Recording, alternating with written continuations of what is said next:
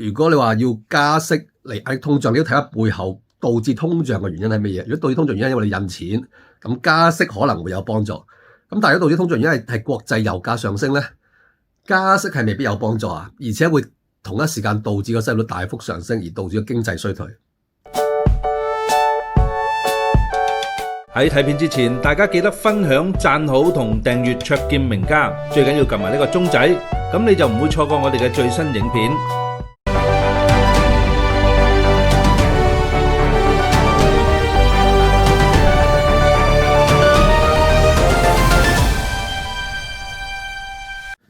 係各位朋友，咁今日講一講美伊戰爭之下咧，引發呢個石油危機啦，會唔會令到美國或者全球加息咧？同埋如果真係加息嘅話咧，佢個影響有幾大咧？會唔會去翻好似80年代初嗰陣時，美國因為加息而出現呢個即係經濟大衰退咧？咁大家要知道咧，即係貨幣政策有好多工具。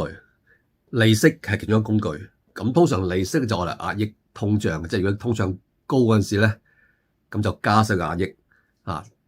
通脹低嗰陣時咧，咁就減息去刺激經濟啦嚇。咁但係你要睇翻嗰個原因係乜嘢啊？如果你經濟因為經濟過熱譬如你印咗好多錢出嚟，譬如 QE， 如果你話 QE 印錢，咁 QE 其實係對勞動力市場有幫助嘅嚇，啲公司攞到啲錢之後咧，佢會請多啲人啦。咁所以喺嗰陣時，如果你係因為你加息壓抑下去QE 導致通脹，咁你加即係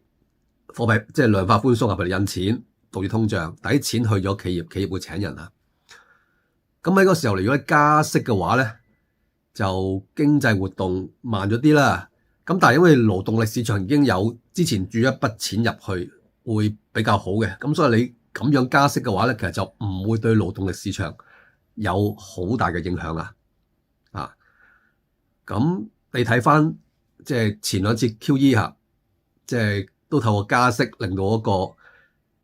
通脹落翻嚟啦，咁經濟回復翻個正常啊。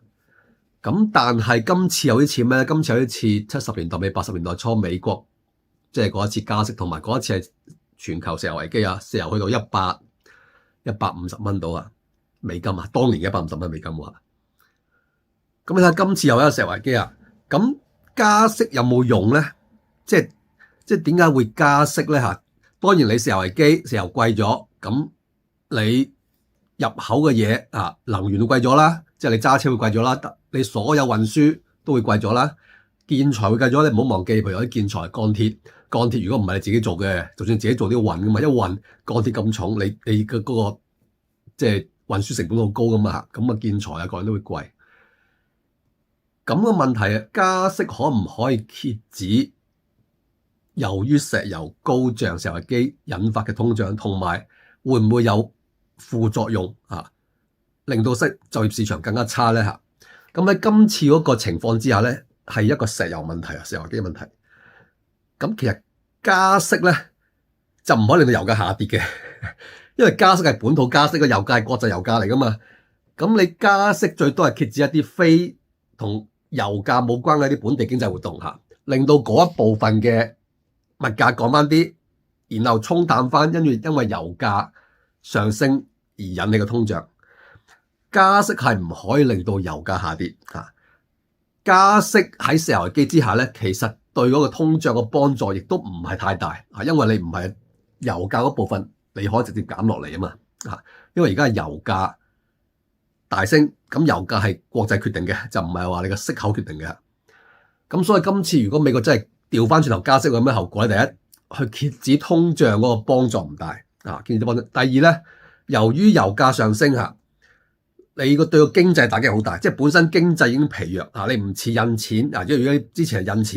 印錢係啲錢去到公司請個人啦咁但係而家係因為油價上升，經濟活動停頓，你本身嗰個勞動力市場已經好疲弱噶啦，你再加息咧，咁就更加疲弱。呢個正正係喺80到82年咧，當時嗰個聯儲局主席係 Paul Volcker。咁 Paul Volcker 由於嗰陣時係石油危機，令到嗰個通脹去到好高啦。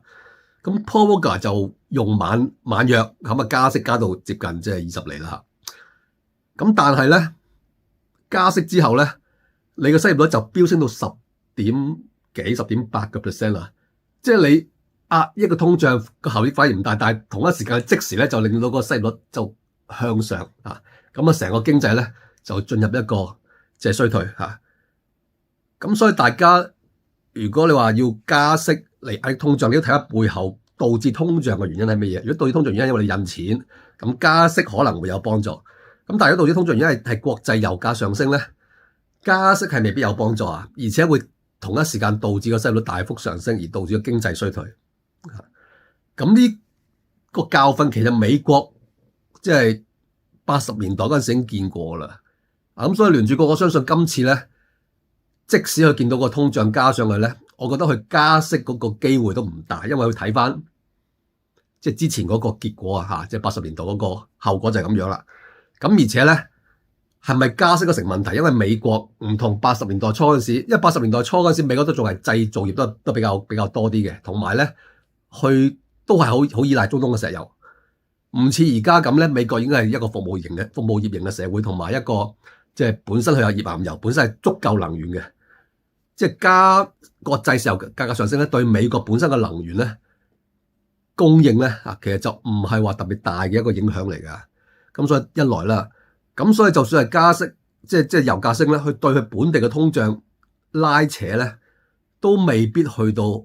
好高嚇。因為而家都係2點幾，譬如3出頭，咁你 QE 嗰陣時會將個通脹去到成7%、8%喎，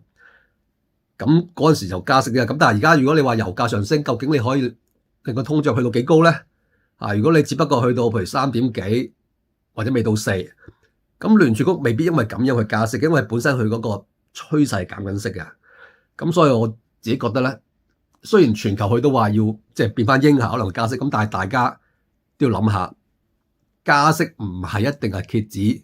通脹嘅良藥，而且咧喺石油危機之下咧，加息會令到個失業率更加即係上升嘅，更加會摧毀個經濟嘅。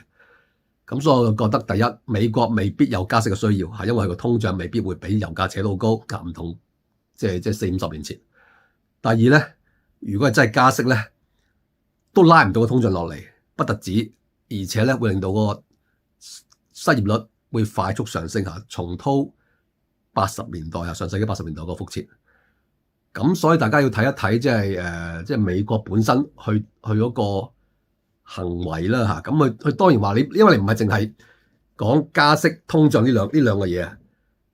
如果呢個影響失業，譬如你因為加息影響失業咧，到轉頭嚟都會減息噶嘛嚇。咁所以大家睇嘅就唔係淨係睇個油價、通脹同埋息口，要睇埋嗰個經濟嗰個整體增長同埋嗰個失業率喺高油價之下咧，如果你加息咧，你會有咩後果啊？鍾意名家分析，記得俾 like 同埋分享，支持同訂閱卓見名家，最緊要撳埋呢個鐘仔，咁就唔會錯過我哋嘅新片。